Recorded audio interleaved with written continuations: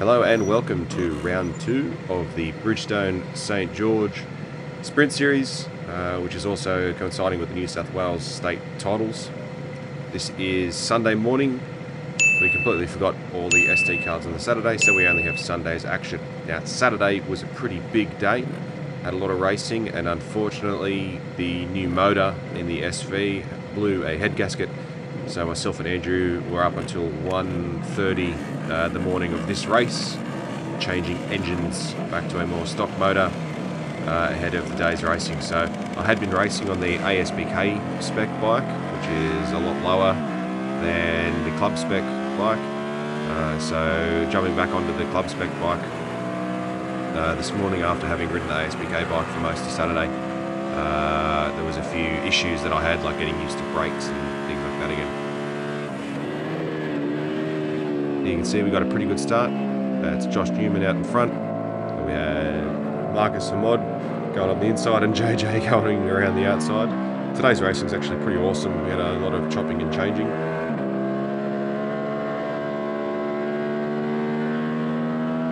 You can see there I accidentally hit the brakes far too hard entering the corner. Again, not used to those brakes, the nice R6 style brakes with Brembo pads.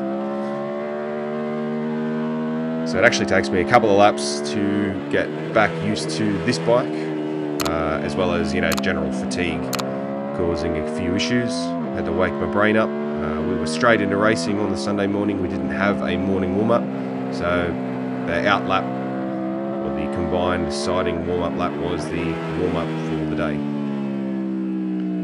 You can see we have Levi Russo, Marcus Hamod, JJ and Josh Newman in front of us here. So we've got a mix of ASBK 300s, club spec 300s, and Levi there in front of us on his NSF Honda 250. So that's a Moto 3 style little 250. We're ourselves on a far less potent version of the SV, so we still have all the nice throttle bodies and airbox and all that. But the engine is more or less a stock motor with a couple of the nice bits bolted onto the outside of it.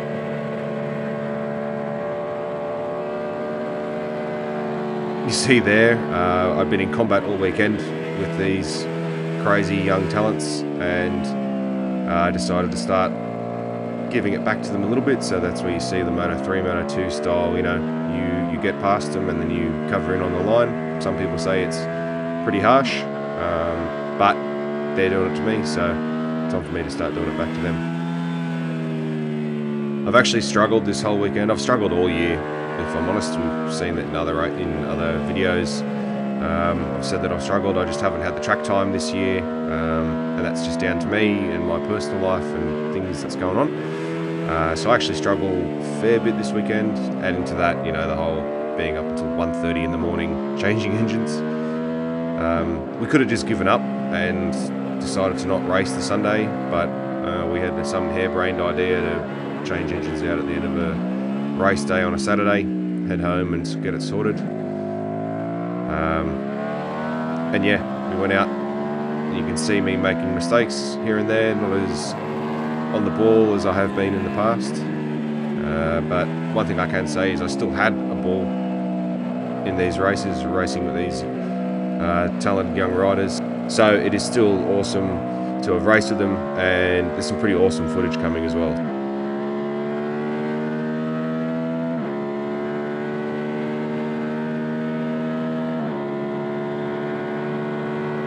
One thing that really came from this weekend is while I'm having a bit of leading into this, I was having a bit of a lull in ability and confidence, especially confidence on the bike. Riding with these four particularly, they're all absolute guns. They're all racing for race wins and podiums. In ASBK, Levi is over in the Asia Talent Cup as well. Jai, his brother, who we had a cracking race with on Saturday morning before he had an enormous high side. There was 6 of us racing at the front. It was just absolutely mental racing.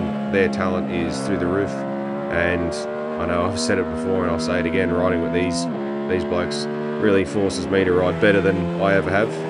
And in the instance of this weekend, especially this morning, riding with them, riding behind them, taught me how to ride quickly again. As this race progresses, I get more comfortable on the bike, having had all the adjustments and whatnot. And actually towards the end of the race, I set the fastest lap that I set the whole weekend, chasing them down.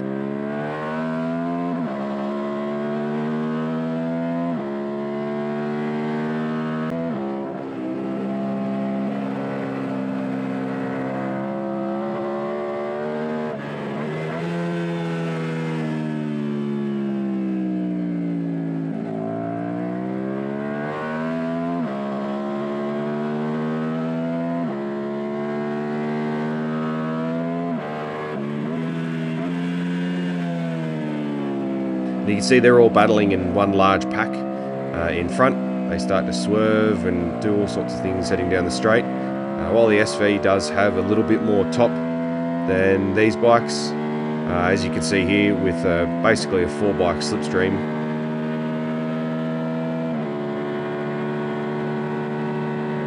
I get pulled all the way up into the back of them, and I actually have to roll off because you've got a huge bubble of clean air, and for me, the size that I am, on the SV, it's quite funny because it's probably the first time in a long time that I've actually gotten a proper slipstream and actually got a good draft. So that really brought me back in onto the back of them.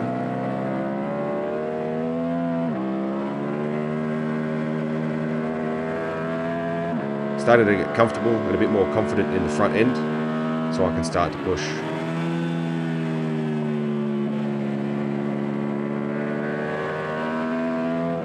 Now, we didn't have fresh tyres in on the Sunday morning because we'd only done about a race and a half plus the 2 qualifyings on this set on the Saturday, so the tyres are still in fairly good nick, but they are not as pristine perfect as they could be. Normally we'd start on a new set on the Sunday morning, most of the competition does as well.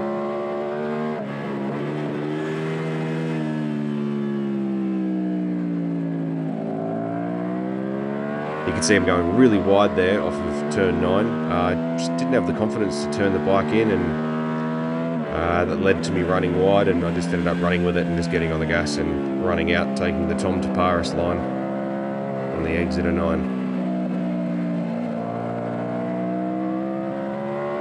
You can see the wild racing being carried out by these 4 blokes, absolutely chopping each other to pieces to the point where they slow themselves down on the straight.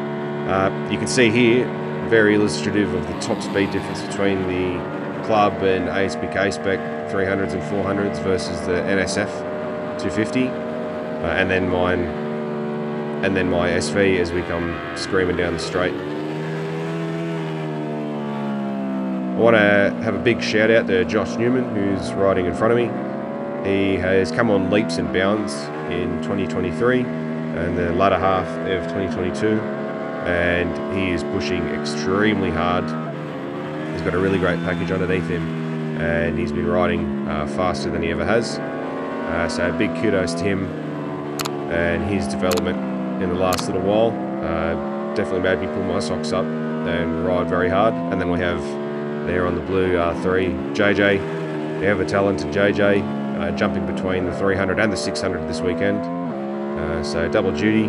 2 very different bikes, and he's just absolutely hammering it around the joint. So it was very fun to race with those 2, as well as Marcus, who's also on his ASPK R3. So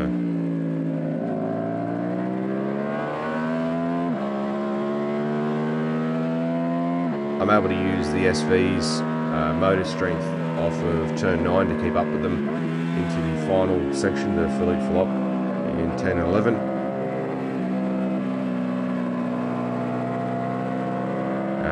Again, I managed to draw a lot more out of myself and out of the bikes. I've got a really good corner exit off of turn 12, and I was able to pass both Josh and JJ for the win. Pretty tough race here now, and then managed to pip the win.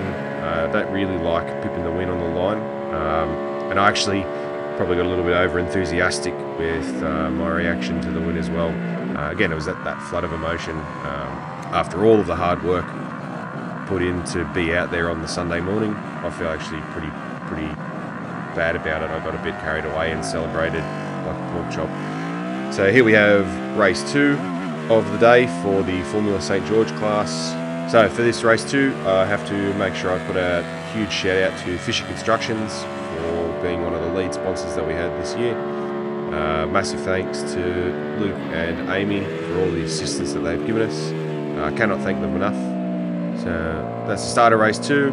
You hear me in a bit of a false neutral or kind of just miss a gear, which allows Josh to get past me into 1. Speaking to Josh and the other lads after, they were saying that riding against me and riding against each other, everyone's got different abilities, bikes have got different positives and negatives. It really did force them to expand upon their ability to manoeuvre, expand upon their own riding skill, change lines and just try to make passes anywhere. And one of the big lessons Josh said that he learnt was 1, getting awesome starts, which he had been practicing, but 2, getting into turn 2 and just absolutely hammering the brakes into turn 2. And you saw him there, absolutely railed it into 2, couldn't get past him.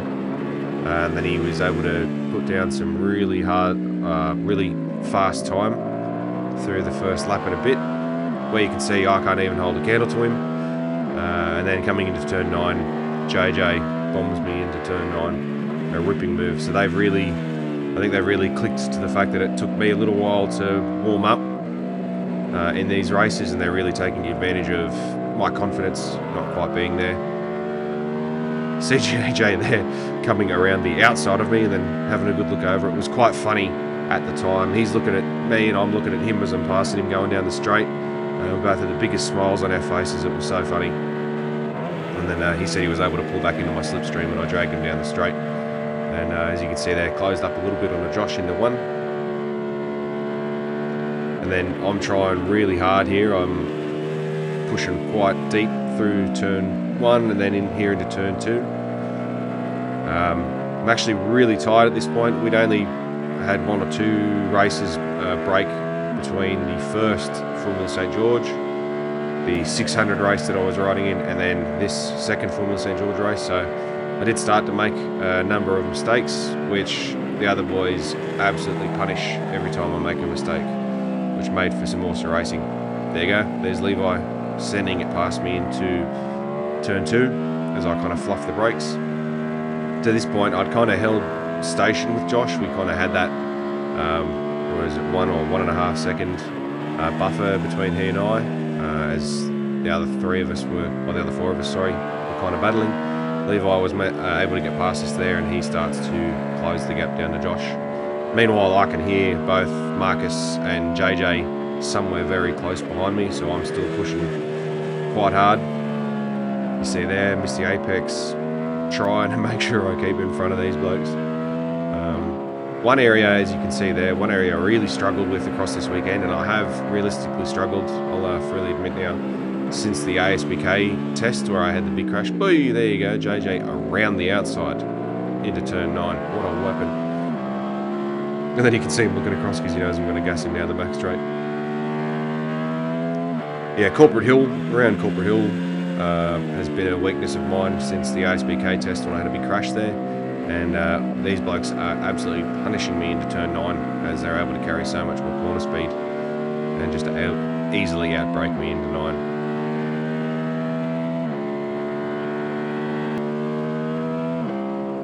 You see there again, kind of fluff going around Corporate. As you see Josh and Levi changing place up front.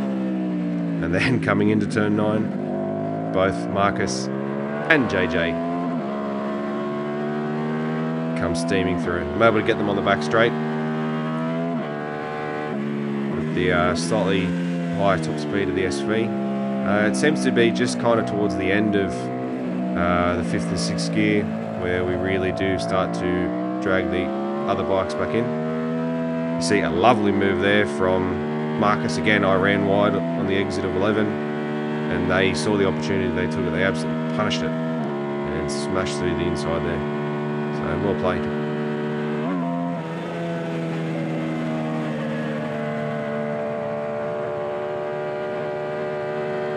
by this point, I'm fairly well fatigued. I've already fluffed turn 1 there, and I very much fluff turn 2 here, running it a bit deep, and these two boys come past me. In fairness, they were pushing me extremely hard, and I just didn't have the physical fitness. I was suffering from fatigue, making mistakes, just trying to stay in front of these boys. And then you can see there 2 corners trying to keep up with them, 2 mistakes made, and just try to err on the side of caution here and not follow. Try to err on the side of caution here and not push too hard and end up in the dirt. You can see those two are going absolutely mad as hatters against each other, chopping and changing over and under around each corner. It was actually really awesome to be riding behind them.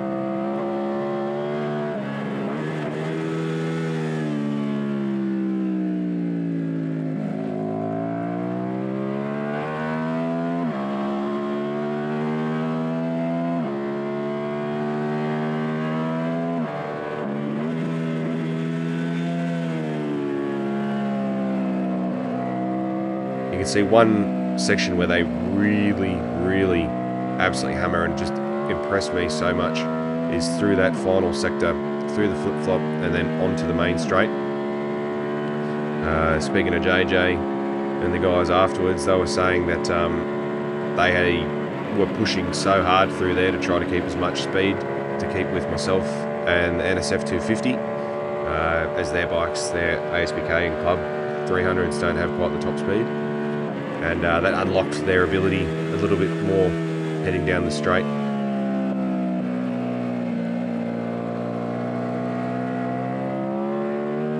Also made it far more difficult for me because they were able to go around the outside of me several times.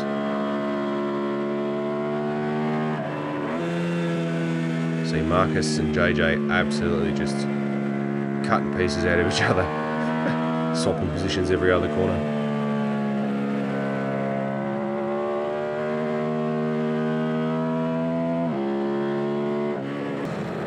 There we have it, we ended up finishing 5th in that race, and you can see this is the start of race 3. Kind of fluffed the start, pretty much caught myself from idle having to launch, which actually worked out to be alright. More or less got the whole shot off Josh into turn 1. So after that last Formula St George race, I ended up not racing any of the 600s, wanted to focus on this class to try to beat this young fella, and he was determined to stay in front of me, and like I said, for the previous race, he really pushed extremely hard there into turn 2. When he actually came past me, out the corner of my eye, I could see his rear wheel was about half a foot off the ground, and he came up to me afterwards asking if I'd seen it, and yeah, it was very impressive, Josh. You can see right there, he's pushing so hard, he's getting his elbow down. He hadn't really been getting his elbows down on the Kawasaki prior to this weekend, and now pushing so hard and changing his riding style, he's getting it down everywhere.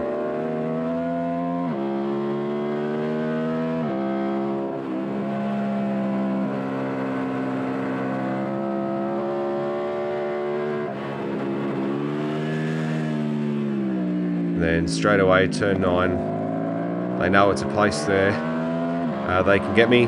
JJ absolutely nails me to 9, however, I was able to get a very good exit. I was able to pass him early down the straight.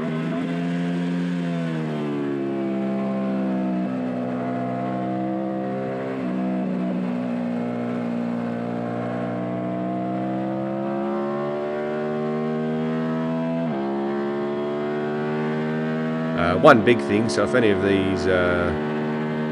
guys are watching, or if anyone's on a smaller bike and are watching, doing the big swipe across the main straight when you're not on a superbike or even a very fast 600 doesn't really work out that much. I know the track does dip away there, so you can get maybe 1 or 2 k's an hour extra by taking the more downhill route, but more often than not, if someone's not in a slipstream of you or very close to you, if you do swipe across the track like that, you actually lose time because you're having to cover more distance with your wheels. So just food for thought for those guys and for anyone in general riding in the future or racing in the future. See Levi nails me into 6th there. Really impressive move.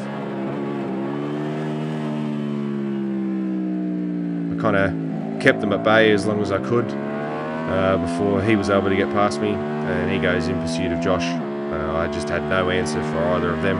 I was able to keep Levi behind me for a little while, with just the differences in riding ability and where the bikes were strong and not. We kind of yo-yo around a little bit, especially if he's behind me. But once he's past me, he's got clean air. Like the Yamahas in MotoGP, he is able to disappear away from me.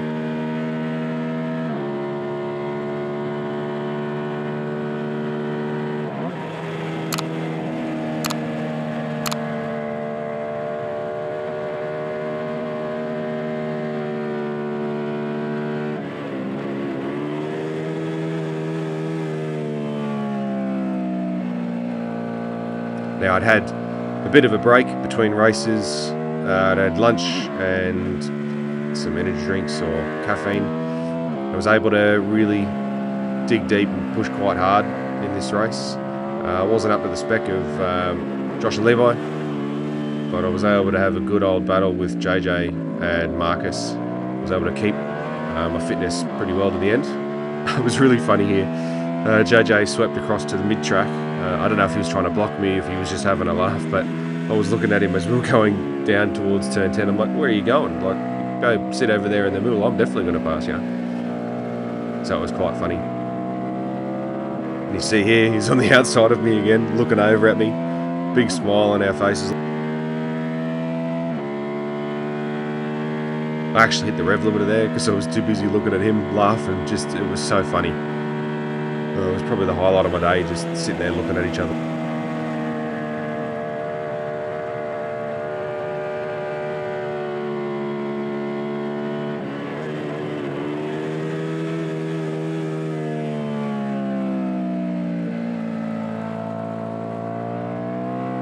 But I could hear those two, they were absolutely all over me, both JJ and Marcus. And I thought, where are they going to come past me? You hear me there, I actually make a weird misshift. Accidentally select 4th far too early, which definitely allows them to be right up the clacker. And here comes past Marcus, with JJ somewhere behind me. I'm able to talk up over the hill. Of course, I'm on the wrong line. I run a bit deep, and Marcus chops me again, which is pretty funny.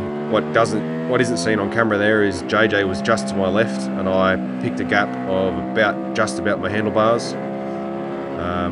And then, of course, I fluffed my line over the top of the hill. Marcus goes around the outside of me, and then JJ follows him into turn 9 as well. One thing I did have in the back of my mind is, sure enough, if I can get them down this back straight, which I do there on a pretty late manoeuvre into the flip-flop past Marcus, kind of knew if I'd kind of held my line through 12, I was definitely going to be able to hold them down the straight, because they can kind of hold station in my slipstream, but unlike the NSF 250, they can't really pull out and pass me.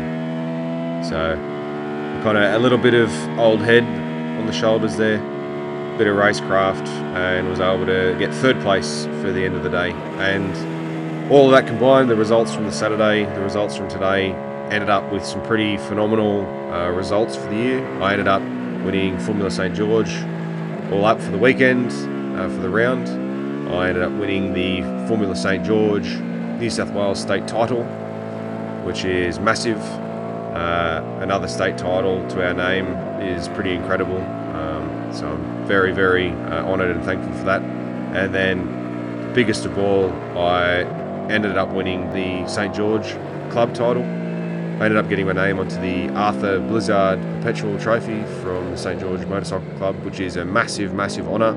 And crazily, we ended up winning the Bridgestone first place prize from Bridgestone Australia and White's Racing Products. So I cannot thank them enough. I can't thank our sponsors and supporters enough. Without everyone, there is no chance that we'd be going racing at the level that we are and continuing to get the results that we are getting. And then one final point, as always, I would love to thank the St. George Motorcycle Club volunteer staff, the volunteer marshals, the paramedics, everyone that makes the racing happen. Without everyone that volunteers their time. Idiots like me don't get to go out and have fun.